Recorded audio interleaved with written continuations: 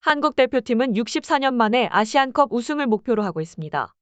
바레인과의 경기에서 3대1로 승리를 거두며 대회를 성공적으로 시작했습니다.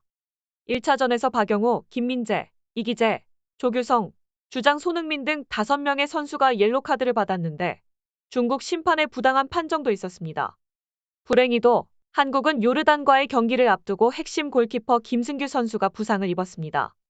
하지만 대표팀에는 여전히 강력한 예비 자원이 있습니다. 위르겐 클린스만 감독의 지휘 아래 대표팀은 조별리그 2조 3차전에서 말레이시아와 맞붙게 됩니다. 요르단은 첫 경기에서 말레이시아를 4대0으로 이겼지만 전문가들은 한국이 말레이시아를 상대로 쉽게 승리할 것으로 예상하고 있습니다. 그럼에도 불구하고 한국 선수들은 매우 조심스러운 태도를 유지하고 있습니다.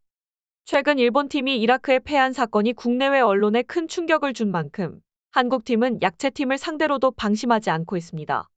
클린스만 감독은 말레이시아 팀과의 경기임에도 불구하고 평소대로의 훈련 일정을 진행한 것으로 알려졌습니다.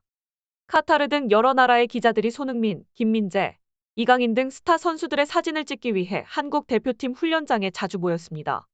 특히 최근 카타르 언론은 한국 대표팀 훈련장에서 발생한 손흥민과 관련된 충격적인 상황을 폭로했습니다. 이에 대한 자세한 내용은 추후에 알아볼 예정입니다. 한편 아시안컵 개막을 앞두고 부상을 입었던 황희찬 선수도 복귀하여 팀의 전력을 강화했습니다. 한국 대표팀은 열심히 훈련 중이며 우승을 향한 그들의 여정에 많은 이목이 집중되고 있습니다. 한국 대표팀에서 뛰어난 활약을 펼치며 주목받는 이강인은 여러 매력적인 제의를 받고 있습니다. 올해 아시안컵에서도 두각을 나타내며 주장 손흥민과 함께 가장 주목받는 선수로 자리매김하고 있습니다. 경기장 안팎에서 손흥민의 모든 행동은 관심의 대상이며 특히 최근 한국 대표팀 훈련장에 등장한 황희찬은 팀에 새로운 동기부여를 가져다 주었습니다. 첫 경기에서 옐로카드를 받은 선수들 중 조규성과 손흥민이 다음 경기에서 약간의 공격력 저하를 보인다 해도 황희찬은 든든한 지원군이 될 것입니다. 울버햄튼에서 뛰어난 골잡이로 활약한 황희찬은 프리미어 리그 시즌에서 11골을 기록하며 득점력을 과시했습니다.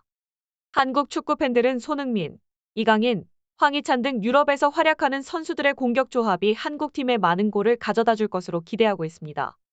위르겐 클린스만 감독은 부임 이후 손흥민을 공격의 핵심으로 활용해왔으나 최근 몇 달간 이강인이 손흥민의 후계자로 떠오르고 있습니다. 훈련장과 경기장에서 손흥민과 이강인은 뛰어난 호흡을 보여주며 특히 이강인은 가끔 손흥민의 플레이 스타일과 유사한 면모를 보이기도 합니다. 전문가들은 이강인이 손흥민과 정기적으로 훈련하며 그의 플레이 스타일에 영향을 받고 있다고 분석하고 있습니다. 이러한 상황 속에서 한국 대표팀은 아시안컵에서 강력한 우승 후보로 꼽히며 팀의 공격 라인은 강력한 모습을 보이고 있습니다. 손흥민, 이강인, 황희찬의 활약은 대회에서 한국팀의 성공적인 성적에 큰 역할을 할 것으로 기대됩니다. 이들의 플레이 스타일과 팀워크가 한국 대표팀에 어떤 영향을 미칠지 지켜보는 것이 매우 흥미로울 것입니다. 이강인은 지능적이고 빠르게 배우는 선수로 손흥민이 가르친 것들을 효과적으로 적용하며 주목받고 있습니다. 이강인의 득점 장면마다 손흥민은 자랑스러운 표정을 지으며 이들 둘의 조합은 토트넘의 손흥민과 메디슨 듀오를 연상시키는 환상적인 듀오로 평가받고 있습니다. 이들은 완벽한 조화를 이루며 상대 수비진을 압박하는 모습을 보여주고 있습니다. 최근 카타르 현지에서는 한국 대표팀이 말레이시아와의 경기를 위해 열심히 훈련하는 모습이 보도되었습니다. 그러나 한 카타르 기자는 손흥민이 위르겐 클린스만 감독의 전략에 대해 불만을 표현하는 장면을 포착했습니다. 손흥민은 토트넘에서도 전술적인 아이디어를 제시하는 등 코치 역할을 맡고 있으며 한국 대표팀 훈련에서 클린스만 감독의 새로운 전략에 대한 불만을 분명히 드러냈습니다. 카타르의 기자에 따르면 손흥민은 클린스만 감독의 전략이 한국팀의 공격진, 특히 이강인을 중심으로 한 전술이 상대 선수들의 주요 타깃이 될 수 있어 부상 위험이 높아질 것이라는 우려를 표현했습니다. 기자는 손흥민의 분석이 상당히 타당하다고 평가했습니다. 클린스만 감독은 16강 진출 이후 강팀들과의 경쟁을 위해 팀 전술에 변화를 주고자 하는 것으로 알려졌습니다. 이러한 상황은 한국 대표팀 내부에서 전술적인 다양성과 선수들의 안전에 대한 균형을 맞추어야 하는 도전을 나타내고 있습니다. 손흥민과 이강인을 비롯한 팀의 핵심 선수들이 어떻게 이 도전을 극복하고 팀을 성공적으로 이끌지 지켜보는 것이 중요할 것입니다.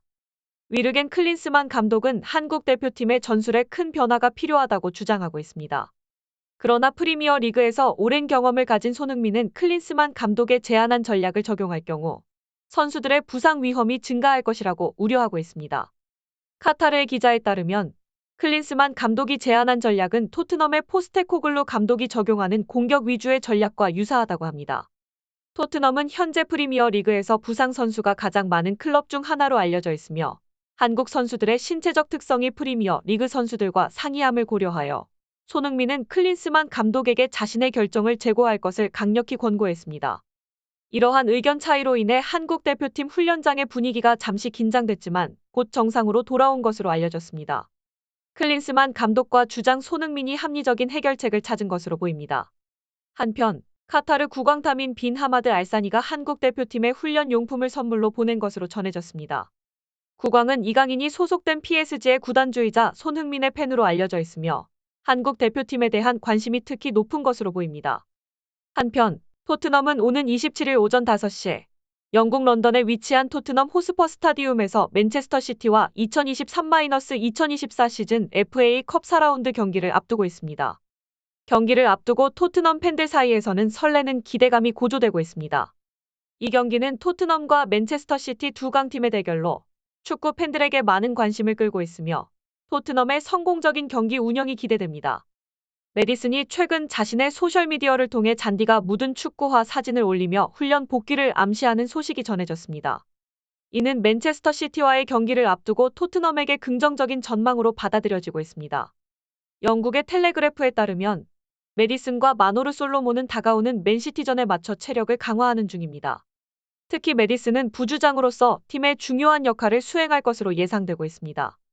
2023년 아시안컵으로 인해 손흥민이 빠진 상황에서 메디슨의 역할은 더욱 중요해질 것으로 보입니다. 메디슨은 지난 여름 이적 시장에서 토트넘으로 이적한 후 포스테코글루 감독의 전폭적인 신뢰 아래 부주장으로 임명되었습니다. 그는 시즌 초반부터 활약을 펼치며 손흥민, 크리스티안 로메로와 함께 팀의 중심 역할을 담당했습니다. 메디슨은 시즌 초반 11경기에서 3골과 5도움을 기록하며 팀의 공격을 이끌었습니다. 그러나 11라운드 맨체스터 시티전에서 발목 부상을 당한 후 손흥민의 부재 상황에서도 중요한 공격 포인트를 제공할 것으로 기대되고 있습니다. 메디슨의 복귀가 팀 내의 다른 공격수들, 예를 들어 리찰리송, 브랜던 존슨, 티모 베르너 등의 활약에도 긍정적인 영향을 미칠 수 있습니다. 마노르 솔로몬 역시 팀 훈련에 복귀했다는 소식이 있어 그가 약 5개월 만에 경기장에 복귀할 수 있을지 관심이 집중되고 있습니다.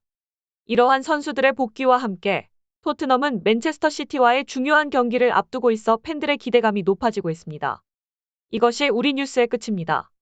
다음 뉴스를 기다리려면 채널을 좋아요하고 구독하세요. 매우 감사합니다.